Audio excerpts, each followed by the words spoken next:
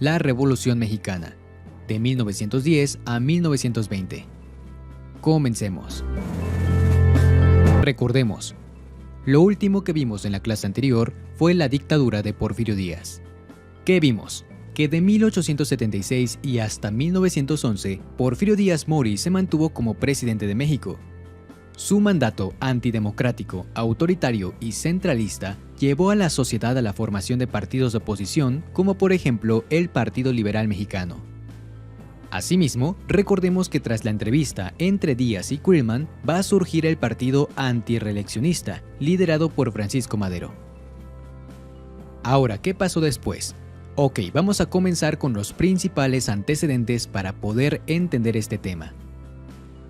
Tras la fuerte declaración de Porfirio Díaz en la entrevista Díaz-Krillman, en 1908 Francisco Madero publica su libro titulado La sucesión presidencial de 1910.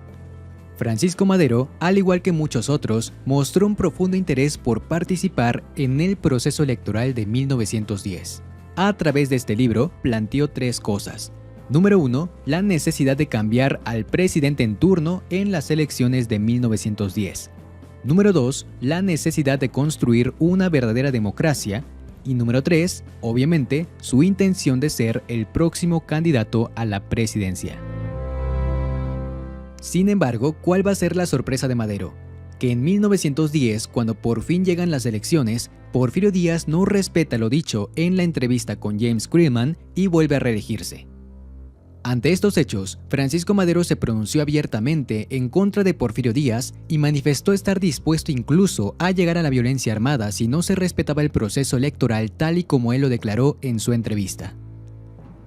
En resumen, los antecedentes de este movimiento son los siguientes: la entrevista entre Porfirio Díaz y Krillman, la publicación del libro de Madero titulado La sucesión presidencial de 1910, las huelgas de Cananea y Río Blanco, los periódicos de oposición El Aguizote y Regeneración, el surgimiento de partidos de oposición y por último el Plan de San Luis. ¿Cuáles van a ser las causas de la Revolución Mexicana para tu examen? Vamos a ver. Número 1, la dictadura de Porfirio Díaz, desde luego. Número 2, la necesidad de libertad política. Recordemos que durante la dictadura no existían las elecciones libres para los poderes federales ni estatales. Todos los gobernantes eran impuestos por el presidente, de modo que el pueblo no tenía ni voz ni voto. Número 3, la represión que existía en contra de los opositores, incluso llegando al uso de la fuerza militar. Número 4, la explotación laboral e infantil que, recordemos, se redujo incluso a condiciones de esclavitud. Número 5, el despojo de tierras a los campesinos. Recordemos que el gobierno le dio mucha prioridad a las empresas, de modo que llegó el punto en el que los extranjeros se adueñaban de terrenos baldíos, entre comillas, porque en realidad pertenecían a los campesinos o gente muy pobre que simplemente no podía trabajar en sus tierras. Por último, número 5, la desigualdad social y la concentración de la riqueza en unos cuantos. El desarrollo. La Revolución Mexicana se va a dividir en tres etapas. La etapa maderista, liderada por Francisco Madero, la etapa huertista al frente de Victoriano Huerta y la etapa carrancista al frente de Venustiano Carranza, esta última también conocida como la etapa constitucionalista. Al ver Porfirio Díaz que el libro La sucesión presidencial de 1910 se comenzaba a extender por todo el país, ordenó la aprehensión de Francisco Madero, con la excusa de que se intentó rebelar en contra de su gobierno. Tras deshacerse de Francisco Madero, en junio de 1910 Porfirio Díaz vuelve a reelegirse como presidente y esta vez impone a Ramón Corral como vicepresidente. Sin embargo, días más tarde Francisco Madero sería puesto en libertad condicionada y lograría burlar la seguridad. De este modo, Francisco Madero se levanta el 20 de noviembre de 1910 con el famoso Plan de San Luis en contra de la dictadura de Porfirio Díaz, dando inicio a la Revolución Mexicana. Importante para tu examen. La Revolución Mexicana comienza con el Plan de San Luis, liderado por Francisco Madero en contra de la dictadura de Porfirio Díaz. A través de este plan, Madero llama a los mexicanos a levantarse en armas contra el gobierno de Porfirio Díaz, quien había permanecido en el poder más de 30 años y todavía pretendía seguir tras su reelección. El famoso lema de este plan era sufragio efectivo, no reelección, y es muy importante que lo recuerdes para tu examen. Lo repito, sufragio efectivo, no reelección. Carlos, ¿qué significa este lema? Ok, la palabra sufragio significa elecciones. Es el derecho a participar en las elecciones y aspirar a la presidencia de la República.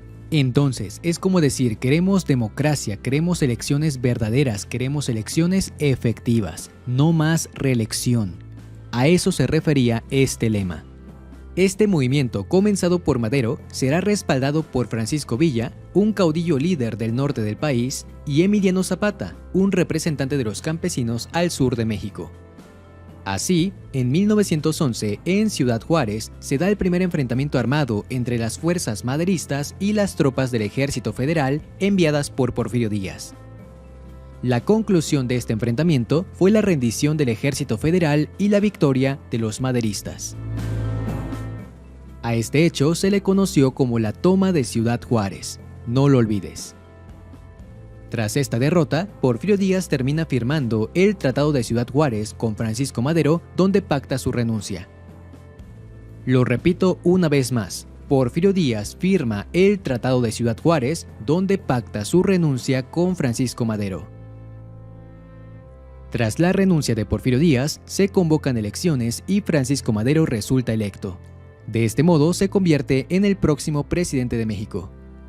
Ahora, escucha bien esto. La clave de Francisco Madero para poder alcanzar la presidencia fue la promesa que le hizo a los campesinos de luchar por la devolución de sus tierras a través de una reforma agraria.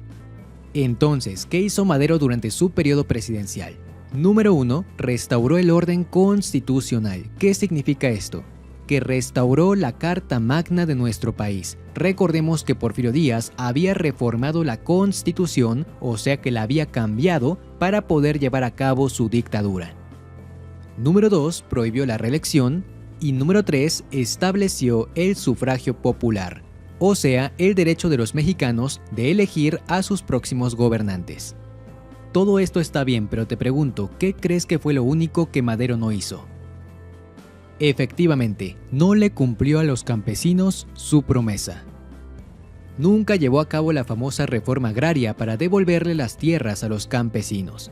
Lo anterior no le agradó para nada a Emiliano Zapata, por lo que este va a comenzar el famoso movimiento agrario con el lema "La tierra es de quien la trabaja". Importante para tu examen, Emiliano Zapata comienza el movimiento agrario con el lema "La tierra es de quien la trabaja". Para noviembre de 1911, Emiliano Zapata se levanta en contra de Francisco Madero con el Plan de Ayala. A través del Plan de Ayala, Zapata desconoce la presidencia de Madero y hace un llamado al enfrentamiento armado para recuperar las tierras de los campesinos. Ahora, mucha atención aquí. A pesar de que el Plan de Ayala ejerció mucha presión sobre Madero, no fue este el motivo por el cual sale del poder. Veamos qué pasó entonces. En 1912, Francisco Madero nombra comandante militar al general Victoriano Huerta. Sin embargo, Victoriano Huerta pactaría más adelante con el embajador de los Estados Unidos, Henry Lane Wilson, para levantarse en contra de Madero y destituirlo del cargo de presidente. Todo esto con el fin de ocupar su lugar. Así es, Victoriano Huerta va a traicionar a Francisco Madero. En 1913, con el apoyo del norte, Victoriano Huerta da un golpe de estado y Madero es arrestado y asesinado. A este hecho se le conoció como la Decena Trágica o el Cuartelazo. Cualquiera de los dos nombres podría venir en tu examen.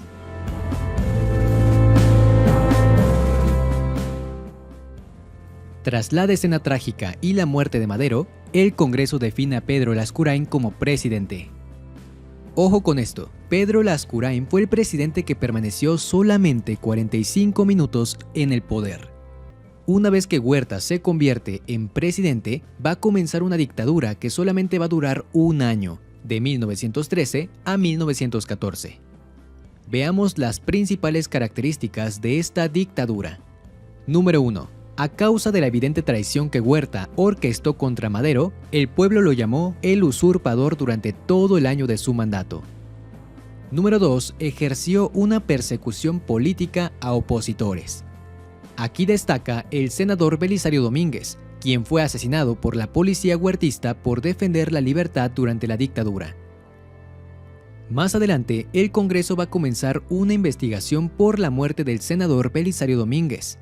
Por este motivo, Victoriano Huerta disuelve al Congreso y encarcela a 110 senadores y diputados por la excusa de alta traición. Otra característica es que llevó a cabo la militarización del país y, por último, suprimió la libertad de expresión. Todo esto provocó que en 1913 Venustiano Carranza comenzara un movimiento constitucionalista a través del Plan de Guadalupe. El Plan de Guadalupe buscaba tres cosas. Número 1, desconocer a Huerta como presidente. Número 2, llamar al pueblo a levantarse en armas. Y número 3, crear el famoso Ejército Constitucionalista.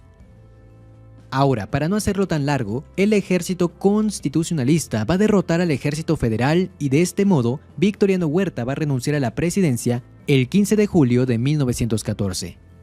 Por último, un mes después, en agosto de 1914, se firman los Tratados de Teoloyucan, donde se declara la disolución del Ejército Federal y se reconoce la victoria del Ejército Constitucionalista.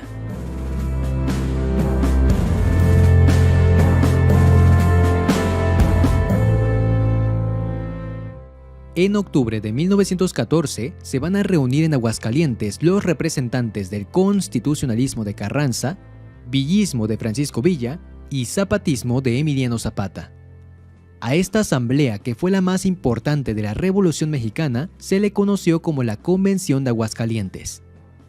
Durante esta convención se decidió elegir como presidente a Eulalio Gutiérrez. Sin embargo, esta decisión va a provocar una grave división entre ellos, pues por un lado, los carrancistas se opusieron y los caudillistas, es decir, los partidarios de Villa y Zapata, accedieron. Así, comenzaría una etapa conocida como la lucha de facciones, en la que se va a enfrentar el ejército convencionista de villistas y zapatistas contra el ejército constitucionalista de Carranza.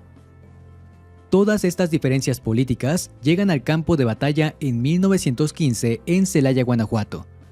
Tras una serie de combates, se le da la victoria al ejército de Carranza.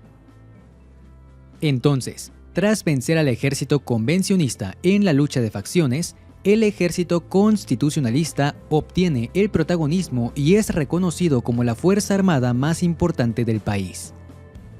Así, tiempo después, Venustiano Carranza convoca a un Congreso Constituyente para la elaboración de otra Carta Magna que restaurará el orden político del país.